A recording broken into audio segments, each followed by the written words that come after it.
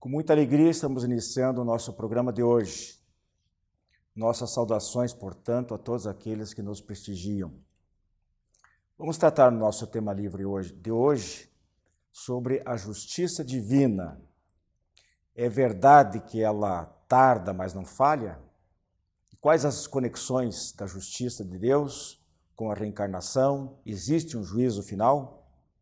Pois nós temos o Espiritismo Responde, esclarecendo sobre fluidos e energias espirituais e, em As Razões dos Fatos, o que devemos ou podemos esperar quando adentramos a um centro espírita. Com vocês, a partir de agora, mais um Diálogo Espírita.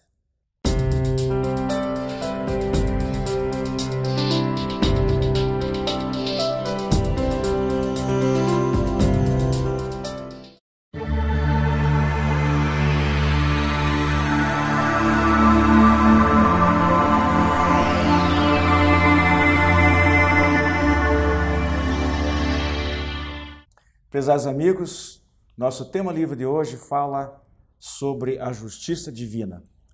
Na minha companhia, Carlos Augusto Parchen, Gilberto Tomasi, eu começo perguntando para vocês esse ditado popular: a justiça divina tarda, mas não falha, é verdadeiro? E por que às vezes ela demora? Eu entendo que é verdadeiro, sim. Se nós analisarmos que a justiça divina está expressa nas próprias leis e na lei natural, o transcurso da lei fará com que a justiça divina se manifeste e as coisas ocorram da forma mais perfeita e justa. Eu acredito que ela não é que ela tarde, é preciso dar seguimento à lei e nada ocorre fora do tempo e fora da ordem que deve ocorrer. Deus não tem pressa, Gilberto? Não, exatamente. E além de não ter pressa, Deus dá todas as oportunidades possíveis para aqueles que consigam rever ou reaver as situações em que se encontram, né, para que tenham o tempo necessário que for para poderem, então, resolver os seus problemas. Por isso que tarda, porque nós ainda somos muito inferiores nesse sentido de tentar melhorarmos a nós mesmos. Acho que diante da eternidade, realmente esse lapso de tempo que às vezes ocorre dentro de uma própria existência terrena e mesmo da existência terrena para a passagem pelo mundo espiritual, não se pode realmente chamar isso de um atraso. É que os nossos olhos imediatistas acham que a coisa deve acontecer amanhã. O camarada errou hoje, amanhã tem que acontecer alguma coisa de ruim com ele para ver Até porque existe a justiça terrena primeiro, né, Parche? Sempre. A contagem do tempo é bem diferente, dependendo da expectativa. E nós também temos que lembrar, Gilberto, eu acho que isso também, que nós esperamos então que Deus esteja como um juiz, como um martelo e batendo uma sentença a cada fato que ocorre. Quando ele não faria isso, até por ser infinitamente bom, justo e perfeito, mas porque a ordem natural das coisas levará com que a justiça seja realizada. E como colocou Gilberto, nós sempre temos a oportunidade de recomeçar, reconstruir e nos autocorrigir. Não precisamos ter um juiz a nos impor uma pena a cada momento. E a nossa autoenganação nos leva a acreditar que pedindo Deus me ajude, Deus resolva o meu problema, ele estará resolvido. E não é bem assim, né? Então, e vocês já tocou num ponto aí que eu gostaria de explorar um pouquinho mais. Algumas religiões falam num certo juízo final, um dia pré-determinado, lá não se sabe quando, em que todos serão reunidos e Deus vai separar os lobos dos cordeiros para a direita, para a sua esquerda, uns irão para o céu, outros irão para o inferno. Qual é a visão da doutrina espírita a respeito? Na verdade, essa questão do juízo final, nós precisamos voltar um pouquinho à própria Bíblia. Quando se fala do juízo final, termina com uma frase muito interessante: em verdade vos digo que não passará esta geração sem que isso aconteça. Evidentemente não se fala num final de tempo, mas de um processo de término de uma jornada. E o homem precisava materializar isso, precisava transformar numa coisa. Na verdade, eu acho que ele expressa mais essa questão do juízo final, a nossa própria consciência, nos julgando, do que um fato que, na verdade, não existe e seria incompatível com a bondade divina. Eu imagino até que essas religiões que pregam, então, esse dia do juízo final, estejam, de certa forma, tentando passar aos seus seguidores o seguinte: olha, tenta resolver o seu problema, tenta mudar as suas ações, as suas atitudes, que vai haver um dia que a coisa muda por bem ou por mal, mas não que vai ser fatal. Olha, chegou o dia, você fica, você vai... Não, a pessoa que tem que escolher, então, exatamente qual vai ser o dia do seu julgamento final. Quando estiver em condições já de progredir, de evoluir e deixar de lado certas mazelas, então. Pois é, mas será que essa situação das religiões que recorrem a esse tipo de argumento, elas... certamente que com boas intenções, talvez nem todas, mas geralmente nesse sentido que você está colocando aí, de um alerta para as pessoas: olha, Deus vai cobrar... De forma errada, diga-se, né? O problema é esse. O problema é que ao incutir medo nas pessoas de que vai ter um Deus apontando o dedo, julgando e separando e mandando para o céu e para o inferno, será que não causou um efeito reverso, um efeito contrário nas pessoas? Elas, sabendo que isso deve ser uma coisa fantasiosa, não acabaram desacreditando até das outras bases da própria religião? Ao tentar impor a fé através do medo, você sempre gera uma reação. E as pessoas mais conscientes, mais equilibradas, o que pensam um pouquinho mais, acabam tendo esse efeito contrário mesmo. Não pode ser dessa maneira, não é assim que deve ser. Deve existir outra forma de acontecer. Talvez essa tenha sido aquela grande missão que o Cristo veio trazer, de mudar o aspecto do que é Deus, né? Do Deus de amor. Não teria essa necessidade, ou esse julgamento, ou essa crítica, e nós podemos relacionar evidentemente com a própria justiça divina. Se tivéssemos condenados, né, a uma só vida, a um só julgamento, e Deus sendo onisciente, já saberia do nosso resultado final, do nosso julgamento, e portanto teria nos condenado. Não é? Eu acho que essa questão ilógica você colocou bem, ela acaba levando a um efeito até mesmo reverso. Pois é. E aí a solução passa pelo quê, Gilberto? A doutrina espírita vai conseguir esclarecer as massas? A doutrina espírita consegue. O problema é atrair as massas, né? Mas não tenha dúvida, a doutrina espírita é a doutrina que te dá respostas. Tem explicação. Tem explicação para os fatos. O problema é que, como foi colocado agora, essa situação de colocar que a pessoa tem que acreditar porque tem, sem se dar uma explicação, leva ao fanatismo, leva ao radicalismo, e as pessoas acabam perdendo o rumo. Ideal seria que viessem estudar a doutrina espírita para ver realmente que a coisa não é dessa forma que funciona. Agora, se fala, se a justiça divina nunca falha, por que no Espiritismo se diz que são os próprios homens que se julgam diante do seu tribunal da consciência? Afinal de contas, é Deus que julga ou somos nós mesmos que nos julgamos? Nós nos julgamos. Deus jamais seria juiz, até porque teria previamente, aquilo que eu havia colocado, conhecimento de como a nossa vida iria se desenvolver e não teria perdido a capacidade de julgamento. Mas não é assim. Deus nos deixa de tal forma com livre-arbítrio que ao termos o conhecimento que o Gilberto falava, ao termos a evolução que nos traga, que nos limite da matéria, que limite das nossas imperfeições, a nossa própria consciência sempre estará nos analisando e dando a sentença a nós mesmos. E essa sentença será sempre, né, quando estamos num nível ainda pouco evoluído, o de ter dor e sofrimento. Quando estivermos num nível mais evoluído, o de buscar cada vez mais o burilamento pessoal. Mas o julgamento será sempre nosso e nunca de Deus. E Deus nos deu essa capacidade de inteligência, de discernimento, para que nós saibamos julgar a nós mesmos. Deus poderia, através do seu determinismo, se assim o quisesse, interferir, mas não o faz. Porque Ele nos deu essa liberdade, como disse o Pache. Ele nos deu a liberdade, nos deu a inteligência para nós sabermos exatamente aquilo que precisa ser feito. Então a liberdade é nossa, o livre-arbítrio é nosso.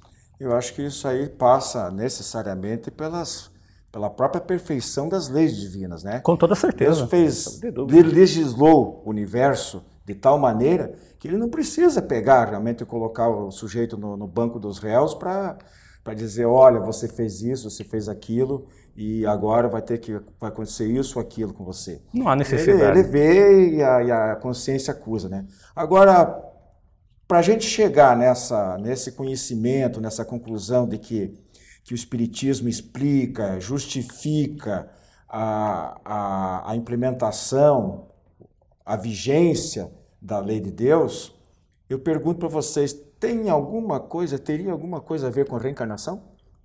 Sem sombra de dúvida. Nós poderíamos até afirmar categoricamente, isso costuma até provocar, no bom sentido, as pessoas, ou existe a reencarnação ou não existe Deus, porque não existiria justiça. Não é possível explicar a justiça divina sem a reencarnação. Então essa faz parte, é inerente à justiça de Deus, que eu possa ter a oportunidade ao longo de vidas de me corrigir e de fazer o meu julgamento, estabelecer as minhas penas e me redimir, que esse seria um grande objetivo, resgatando aquilo que eu de errado fiz. Se não houvesse a reencarnação, nós não teríamos essa grande possibilidade que nos é colocada. E só reforçando o que você colocou, a lei divina é tão perfeita que Deus não precisa intervir nela para que ela se efetue e estabeleça a justiça. E a reencarnação faz parte da justiça divina, sim. Mais uma vez nós vemos aí a bondade divina nos dando essas oportunidades da reencarnação. Porque nós espíritas sabemos que nós estamos apenas no segundo estágio evolutivo. Estamos agora passando para um terceiro estágio. Então Deus não faria isso conosco. Olha, você vai ter apenas 80 e poucos anos de vida, que é a idade média aqui de nós brasileiros, resolva seus problemas. Não teria sentido. Iria por terra a bondade divina. Né? Pois é, a propósito disso aí eu pergunto, então a tese, sei lá como é que poderia se classificar isso, das tais penas eternas... Isso não existe. Vai por terra. Vai por terra. Iria por terra a bondade divina com essas... Se assim eu fosse, né? Penas eternas, incompatível totalmente com Deus. Né? Pode durar o tempo que for, mas não, nada é eterno. Né? Então nós vamos ter que trabalhar isso e resolver uma hora ou outra. E a gente já mencionou aqui em outros programas, em várias oportunidades, aspectos diversos da reencarnação, mas sempre vale relembrar alguma coisa, né? Que realmente a reencarnação é a chave para explicar uma série de incongruências que a gente presencia no palco da vida. Então são as diferenças físicas, as diferenças intelectuais, as diferenças morais, diferenças sociais, econômicas, tudo tem uma razão de ser. A gente sempre diz que a vida não é casual, mas é causal. Ou seja, tem alguma necessidade para que o indivíduo passe por determinada experiência. Seja a título de expiação, né, Parche? Ou muitas vezes no terreno das provações. Porque nem tudo que acontece aparentemente, no nosso conceito, que é uma coisa ruim, que causa dificuldade, sofrimento, dor, às vezes é um alerta, às vezes é uma necessidade e uma solicitação que nós fizemos no nosso, antes de reencarnarmos, como um teste, como um aluno que está na escola, ele se sacrifica durante o ano todo para conseguir chegar a alcançar a aprovação no final do ano. Então é assim que as coisas funcionam, nem tudo que a gente passa de ruim, repito, no nosso conceito, é coisas de erros do passado, mas às vezes são testes, são provas para nos fortificar, para nos enriquecer a experiência.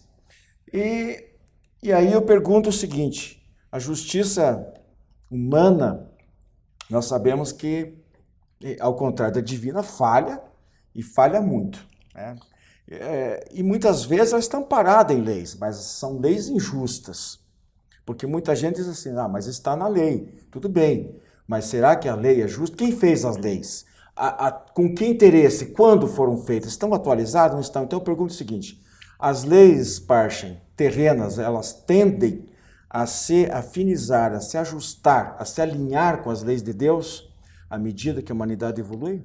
Tenderão, sim. A lei divina e a lei humana se aproximarão à medida que o homem evoluir. Porque à medida que nós entendermos a própria existência divina, a própria existência da natureza e a própria existência de Deus, nós começaremos a compreender melhor isso e a reger as leis humanas por esse caminho também. Temos muito a construir, estamos num momento ainda muito longe disso. Você colocou até bem, a lei muitas vezes ela é legal, mas ela é imoral, injusta, às vezes imoral também, e não faz com que a justiça se estabeleça plenamente. Mas tendemos à convergência, mas ainda as retas, elas ainda estão muito paralelas, precisam convergir mais. Até porque a lei terrena, a lei dos homens, ela é pautada ainda, querendo ou não, no poder, né? Essa é a grande verdade. E são injustas? São. A gente vê isso toda hora. A injustiça acontece, é uma pena.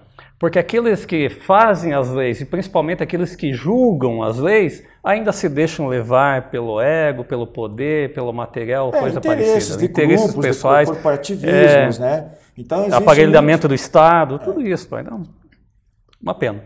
Meus irmãos, mas a gente tem que manter a nossa tranquilidade, a nossa experiência e a confiança. De que, voltando lá no início, se falhar a nossa, a de Deus não falha nunca. Então, fiquemos tranquilos, né? Vamos nos preocupar mais conosco mesmos, com as nossas deficiências, os nossos erros, do que com o do vizinho. Jesus já alertava sobre o olhar, o enxergar o cisco no olho do vizinho, do nosso irmão, e não enxergar uma trave imensa no nosso próprio, né? Então, isso serve de lição, atualizando os ensinamentos de Jesus. Ficamos por aqui com o nosso tema livre de hoje e segue o nosso programa. Revista Ser Espírita, o espiritismo sintonizado ao século XXI. Os princípios fundamentais da doutrina espírita sob a ótica da filosofia, ciência e religião. Revista Ser Espírita, um novo olhar sobre a vida. Para adquirir as edições avulsas e encadernadas, visite o site www.serespirita.org.br.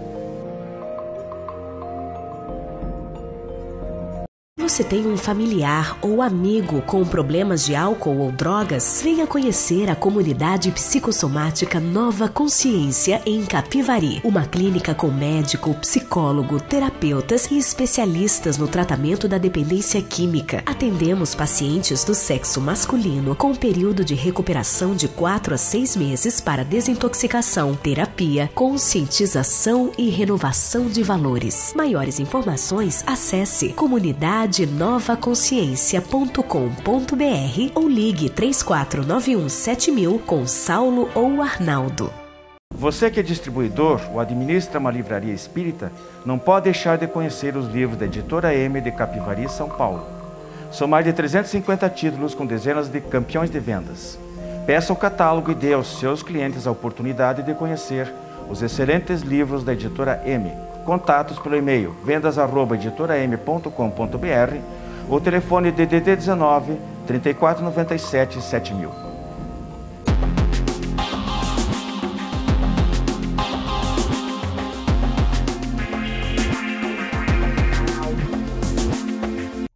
Prezados amigos, vamos ao quadro Espiritismo Responde. E hoje temos uma pergunta bastante interessante, na verdade são duas perguntas em uma. O que são e para que servem os fluidos espirituais? Fluidos e energia são a mesma coisa? Vamos começar colocando a segunda parte, fluidos e energia são a mesma coisa? No sentido espiritual, nós vamos abordar do ponto de vista da mecânica, da física, não são exatamente a mesma coisa. Nós denominamos energia, dentro desse foco, aquelas oriundas da natureza, da vibração íntima da matéria, como a luz, ou a vibração energética dos átomos, ou o magnetismo, ou aquelas energias derivadas dos próprios fenômenos da natureza. O próprio pensamento pode ser classificado como uma energia. Já fluidos classificam-se como aqueles que passaram por um processo de transformação no perispírito, no corpo perispiritual e oriundos da própria atividade do espírito. Nós temos que lembrar que todo espírito está associado a um perispírito. A metabolização de energias, a metabolização de outros fluidos pelo perispírito do espírito gera aquilo que nós chamamos de fluidos espirituais. Temos que lembrar que tudo na natureza advém de vibrações, não deixam de ser transformações específicas da energia que dão características à matéria segundo o seu estado vibratório. Nós podíamos dizer que o nome fluido não é o mais adequado para representar esse tipo, vamos colocar entre aspas, de energia ou esse tipo de vibração. Na verdade, na nossa linguagem, mais ainda à época de Kardec, não havia um nome mais apropriado. Por que não é apropriado? Porque isso não se comporta como o fluido, como a água ou como um gás que recebe esse nome. Mas realmente a Kardec alertava que era falta de uma melhor terminologia, de um melhor conhecimento para que pudéssemos expressar. Um dos tipos de fluido, por exemplo, dentro daquela pergunta para o que serve, é o fluido vital. O fluido vital é aquele que anima a matéria orgânica. Sempre que há uma ligação do princípio inteligente com o princípio material, nós geramos nos corpos orgânicos o fluido vital. O fluido vital, por exemplo, ao reencarnar o espírito no corpo, na ligação que vai ocorrendo do processo de evolução do feto, vai se desenvolvendo cada vez mais essa ligação íntima e gera a energia vital que vai sustentar a vida orgânica depois. A própria vida, ela cessa quando esgota-se o fluido vital, seja pela falência dos órgãos, seja pela não capacidade de recuperação destes, que vai reduzindo esta quantidade de combustível da vida que nós temos, e aí vem a morte do corpo físico. Já os fluidos denominados espirituais ou perispirituais são aqueles que o nosso perispírito absorve, metaboliza, assim como nós metabolizamos no corpo físico os alimentos, e transforma esse tipo de vibração, esse tipo de energia, esse tipo de fluido com características específicas e que representam o que nós somos. Por exemplo, quando nós estamos equilibrados espiritualmente, quando nós estamos equilibrados fisicamente, absorvemos energias num bom padrão e emitimos fluidos perispirituais adequados. Isso se constitui no nosso hálito mental. Quando comemos alho, sabemos muito bem como o nosso hálito físico fica. Quando absorvemos boas energias, nós temos um bom hálito mental. Quando absorvemos energias negativas, temos um hálito mental deficiente. Uma outra aplicação dos fluidos é no próprio passe. No passe, o passista, aquele que aplica o passe, emite energias, fluidos vitais e os fluidos espirituais na direção do paciente, aquele que recebe o passe. Este que recebe o passe metaboliza essas energias e a coloca no seu próprio perispírito, na sua própria aura. Claro que não há um esgotamento do médium ou do passista, porque ele também está reabsorvendo energias e está doando essas energias àquela pessoa que necessita. Nós precisamos aprofundar mais esse estudo, compreender mais que a natureza é um reino de vibrações que obedece aos impulsos da mente, que obedece à nossa vontade, e seguir o que Kardec disse: vigiai e orai. Até a próxima.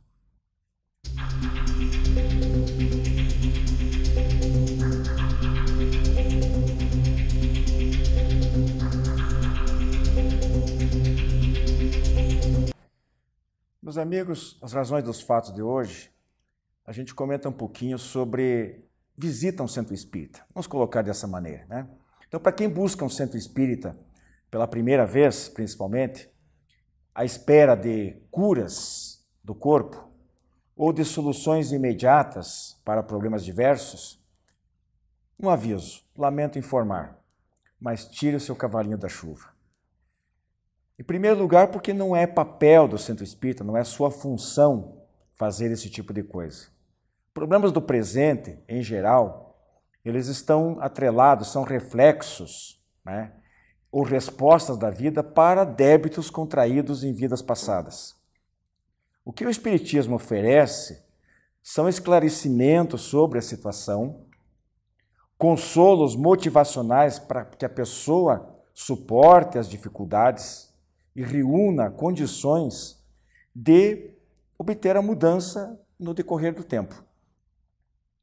Muita coisa pode ser obtida quando a pessoa chega no centro espírita. Desde absorver o ambiente, o clima espiritual que se faz dentro de um recinto dessa natureza.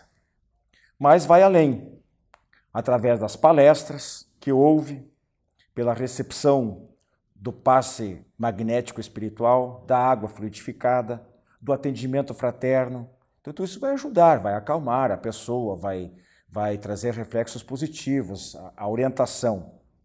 Também se melhora nas próximas horas, nos próximos dias, nas próximas semanas, enfim, desde que a pessoa aceite a recomendação de uma busca de alteração na sua conduta diária, né?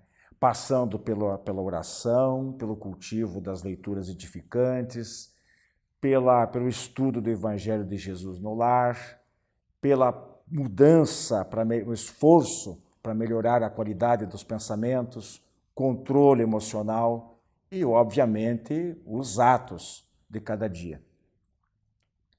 Para questões crônicas, às vezes arraigadas no íntimo, durante muitas vidas, séculos, tem que se contar com muita paciência, com perseverança, uma atitude determinada e duradoura de buscar essa mudança, transformar hábitos, combater os defeitos e vícios e desenvolver as qualidades da alma.